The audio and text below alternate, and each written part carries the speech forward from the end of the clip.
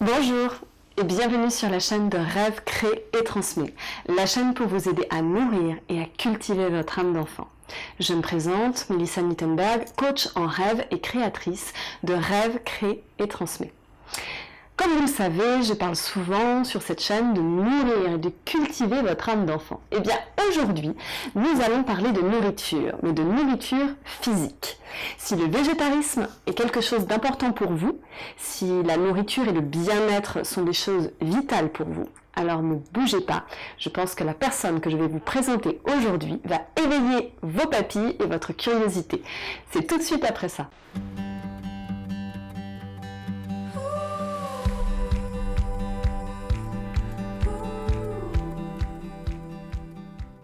Bonjour Julie Tonnet. Salut Melissa. Bienvenue sur la chaîne de Rêve, Crée et Transmet. Et bien merci à toi de l'invitation, ça fait super plaisir. Oui, c'est chouette. Voilà, juste pour la petite anecdote, en fait avec Julie on se connaissait professionnellement, mais en fait on ne s'était jamais parlé de nos projets respectifs. C'est ça. Et un jour on a décidé de changer là-dessus. En fait on s'est rendu compte qu'on avait beaucoup de points en commun. Et Julie m'a fait part de son projet magnifique, donc c'est pour ça que j'ai choisi de l'inviter. Donc Julie, peut-être est-ce que tu peux te présenter parce qu'il y a des gens qui ne te connaissent pas. Bien sûr. Donc, Du coup, moi c'est Julie, donc j'ai 26 ans, je vis à Toulouse, je suis originaire d'Albi, c'est ma ville de cœur. Et donc de profession, je suis conseillère en économie sociale et familiale, donc ça fait partie des métiers du travail social. Et en parallèle, du coup, j'ai une petite activité autour de la cuisine, de l'alimentation. En fait, je suis blogueuse autour de l'alimentation. D'accord, et ça s'appelle Cuisine ta ligne. Cuisine ta ligne, parce que justement on va en parler en ce moment, mais ça tombe bien parce que moi je vais en avoir besoin. Donc c'était quoi à la base ton rêve autour de la cuisine? En fait, j'avais pas spécialement de rêve à la base, vraiment je me suis lancée là-dedans vraiment par hasard.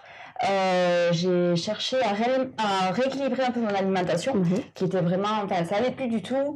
Je cherchais à perdre du poids et juste à mieux manger en fait, mieux manger et en parallèle à faire du sport. Donc je me suis mis un peu sur Instagram parce que j'ai vu que sur Instagram il y a une forte communauté justement et beaucoup de solidarité, de soutien autour de l'alimentation, par le partage de recettes, vraiment juste voilà beaucoup de motivation j'ai trouvé sur ce réseau social. Du coup, voilà, j'ai partagé quelques photos de ce que je mangeais. Enfin, voilà, vraiment un peu par hasard, des photos pas très jolies. Enfin, vraiment, voilà, pas prise de tête. Et puis, au fur et à mesure, en fait, j'ai commencé à partager les recettes que je faisais, parce que je commençais à être un peu plus à l'aise. Donc, je partageais les recettes, vu que les personnes me le demandaient. Et voilà, j'ai eu un peu plus d'abonnés, de plus en plus. Et c'était pas pratique pour eux de retrouver mes recettes parmi toutes mes photos sur Instagram, c'était un peu désordonné. Du coup, j'ai décidé de créer le blog, en fait, pour organiser un peu tout ça, et pour que les personnes retrouvent mes recettes juste plus simplement. Et après, en fait, donc ça a évolué vraiment petit à petit. Et c'est vraiment devenu mon quotidien, voilà, et une vraie passion en fait. Alors que je ne m'y attendais pas vraiment. J'ai toujours aimé cuisiner. J'ai un papa qui est cuistot de métier. Donc peut-être que les chats ne font pas les chiens, tout ça. Mais vraiment, j'avais pas spécialement d'objectif. En tout cas, ça l'est devenu en fait. Incroyable. Voilà. Donc, vous voyez, ça peut arriver aussi. Des fois, on peut partir aussi. J'entends en fait d'une problématique qui était pour toi aussi le poids. Qu'en même temps, tu étais quand même dans l'immersion de la cuisine avec ta famille, et que tu as commencé en fait à faire tout simplement de partager en fait ce que tu aimais. Et c'est là où finalement ça a pris son envol. C'est ça. Ok. Voilà. Donc, une autre petite question, parce que bien sûr, on doit certainement te la poser très souvent. Tu partages donc des recettes plutôt végétariennes. Pourquoi et comment tu es devenue comme ça végétarienne? Alors oui, effectivement, ces derniers mois, c'est essentiellement les recettes végétariennes qui sont partagées sur le blog. Il faut savoir que je ne suis pas réellement végétarienne, parce que je continue à consommer du poisson, des crustacés de temps en temps. C'est ce qu'on appelle les pesco végétariens. Moi, je suis pas trop attachée aux étiquettes. Vraiment, je cherche pas vraiment à correspondre à une catégorie. Je fonctionne par l'envie, il faut que ce soit en accord avec mon esprit en fait. J'ai envie de manger de la viande parce que je suis chez mes parents, qu'il y a un poulet qui vient de la ferme qu'ils ont acheté chez un paysan local. Enfin, voilà, là je vais en consommer, d'autant que parce que voilà, mes parents, je veux pas leur imposer aussi ma contrainte en fait, qui ne pas manger de la viande, qu'ils me fassent un repas voilà, à côté. Donc voilà, du coup je suis pas dans un moule bien défini, mais c'est vrai que voilà, je consomme quasiment plus de viande, à la fois pour la cause animale, parce qu'aujourd'hui les conditions d'élevage du fait de la surconsommation de viande font que elles sont épouvantables tout simplement. Pour une question de santé, on sait que la viande rouge notamment a des effets cancérigènes, donc, et on sait qu'on en consomme beaucoup trop aujourd'hui.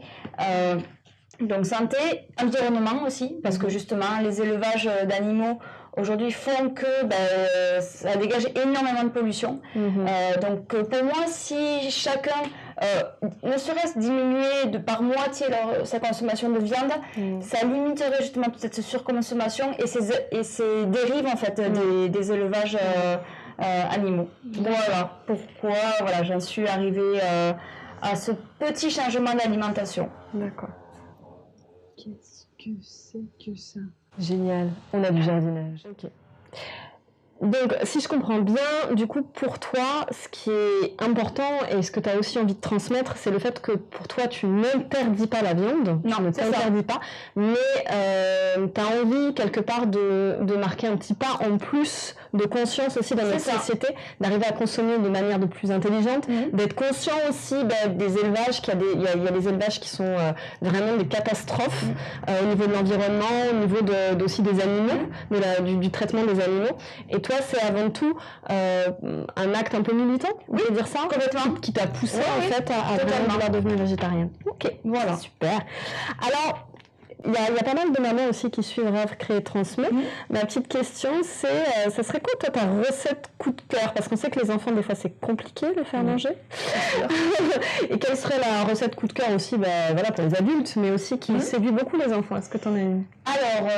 Alors c'est un mode c'est pas vraiment une recette, c'est un mode de préparation qui est très pratique, très rapide et qui passe très bien avec les enfants parce qu'il y a des pâtes. Donc les pâtes, on sait que en général les enfants ils aiment, les adultes aussi. Donc en fait ça s'appelle le one pot pasta.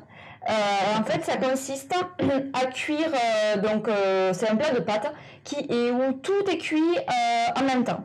Donc on prend un faitout. On met ses pâtes, plutôt complètes, c'est pas plus mal, il n'y a pas une grosse différence de goût, mais c'est plus intéressant nutritionnellement.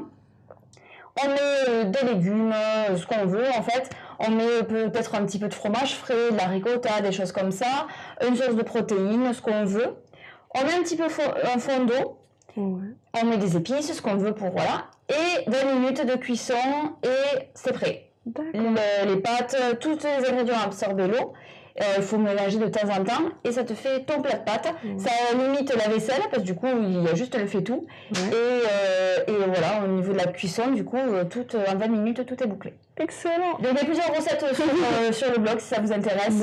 De One Pot Pasta, c'est hyper pratique. One Pot Pasta, c'est ça? Ok, super. Bon. Et du coup pour toutes ces femmes aussi, donc j'ai compris que les choses, tu les as mis en place un petit peu comme ça, un pas après l'autre. Le blog est venu après Instagram. Mais qu'est-ce qui a démarré ton entreprise?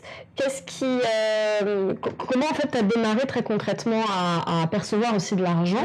Et c'est quoi qui a été le déclic, le déclencheur qui t'a fait dire ah ouais là je passe à autre chose, je me professionnalise quelque part?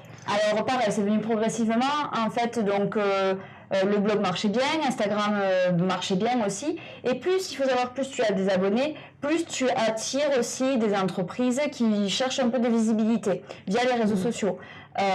Aujourd'hui c'est quelque chose qui marche beaucoup, c'est ce qu'on appelle un peu les influenceurs en fait. Donc les entreprises nous contactent, elles nous proposent une rémunération ou une petite commission en fait via des codes promo, des choses comme ça, et là ça peut générer un peu d'argent. Avant d'arriver à ça, moi je prenais jamais d'argent ou quoi que ce soit. Les entreprises m'envoyaient des petits colis, je les mettais en avant en échange. Il n'y avait rien de plus. Sauf que un jour j'ai travaillé avec des coachs sportifs qui m'ont proposé en fait de participer à la partie alimentation de leur programme qu'ils allaient sortir. donc en proposant des recettes. Et ça allait générer du coup en contrepartie une petite rémunération pour moi. Et en parallèle, donc, je préparais mon premier e-book de recettes, donc au niveau numérique. Et du coup que j'allais vendre donc sur mon blog, donc ça allait aussi donc générer un peu d'argent. Donc en fait tout simplement je me suis dit bon ben là c'est le moment de légaliser tout ça, de mettre tout ça au propre et donc de créer donc ma micro-entreprise donc pour déclarer donc ses revenus, payer des cotisations, enfin voilà vraiment l'entrepreneuriat quoi, pur et dur. Donc voilà c'était beaucoup de nouveautés d'un coup, c'était assez drôle mais c'était aussi très motivant en fait de du coup poser ça, d'officialiser cette activité en fait, ça m'a donné envie en fait de continuer là-dedans et de persévérer, de faire d'autres choses, faire d'autres e-books, de travailler avec des entreprises donc, dont j'adore les produits. Donc il faut savoir que donc, quand tu as pas mal d'abonnés sur les réseaux sociaux, tu attires des entreprises donc, qui te proposent donc, des petits partenariats donc en échange de visibilité en fait, que tu mettes en avant leurs produits. Donc avec soit une rémunération directe, soit via des commissions par des codes promo. Donc voilà, donc ça je travaille actuellement avec plusieurs marques, donc je choisis forcément, je ne prends pas n'importe quoi. Parce que c'est ça aussi la grande question bien sûr de plein de personnes, c'est de se dire tu vas inventer quelque chose que t'aimes pas ou non, t'as pas de pression par rapport à ça. Tu choisis vraiment et tu dis ça je vais en parler parce que vraiment ça j'ai apprécié. Bien sûr, mais je tiens totalement à ma liberté et puis souvent en plus je me dis bon on me propose ça, est-ce que c'est quelque chose que tu vas utiliser est-ce que toi tu l'aurais acheté? Oui, donc c'est bon. Si moi je me dis ce produit j'aurais été capable de l'acheter, c'est que je suis capable d'en parler, voilà. Et après bien sûr aussi d'être transparent avec sa communauté, donc de dire quand tu apprécies un produit, de dire quand ce produit il a telle qualité mais aussi attention il a tel défaut, parce qu'il y a des produits là qui peuvent être chouettes mais qui sont pas parfaits. Donc voilà, c'est vraiment après faire les choses avec sa conscience aussi et de juste d'être transparent et honnête avec sa communauté. C'est ça qui marche de toute façon. Et du coup, c'est ce que j'entends en fait dans ce que tu dis, et je pense que ça pourra inspirer d'autres personnes, et moi je le vis aussi, donc du coup, c'est qu'en fait, du moment où tu as officialisé les choses, il y a des choses aussi qui se sont mis à bouger autour. J'imagine, il y a ces coachs qui sont venus, mais ils seraient pas venus si tu n'avais pas commencé à faire aussi ces petits pas-là. C'est ça. Et en fait, c'est un petit peu ça, c'est le mouvement qui va attirer aussi le mouvement autour. Exactement. C'est le travail, c'est tout le travail que j'ai pu fournir qui était gratuit finalement avant, a fait que petit à petit, ça m'a ouvert des portes en fait qui ont fait que ça a professionnalisé cette activité. Donc, alors que voilà, c'était pas du tout au début un objectif ou quoi, mais comme quoi les choses elles viennent. Elles viennent quand elles doivent venir, donc surtout si vous avez quelque chose qui vous passionne. Passer à l'action, je crois qu'on le dira jamais assez, passer à l'action, parce que c'est aussi en faisant qu'il y a des choses qui vont bouger, peut-être ça va préciser aussi un peu plus votre projet, en tout cas c'est quelque chose d'important. Quand on parlait ensemble, on a parlé de rêve créé transmet, et puis toi tu m'as dit, moi ça me parle vachement ce titre-là, donc on a échangé là-dessus, et du coup j'aimerais savoir pourquoi ça te parle autant, et qu'est-ce qui te parle dans ces mots-là? Moi parce que c'est totalement ma philosophie de vie en fait. Je suis toujours partie du principe que si on fait des choses bien pour les autres, si on est là pour partager son expérience, pour conseiller, pour juste du soutien au moment où c'est important, et transmettre ses connaissances, ce qu'on a acquis, ça va influencer l'autre positivement. Donc permettre des changements dans sa propre vie, et cette personne-là qui va pouvoir à son tour mettre en application ou pas, ça dépend, et influencer peut-être une autre personne comme ça positivement. Et en fait pour moi c'est un roulé-boulé hyper positif, et donc c'est pour ça pour moi dans la vie il faut être bienveillant, il faut être partagé, surtout voilà, moi c'est mon mot d'ordre, c'est partager. Ça fait des années du coup je le fais.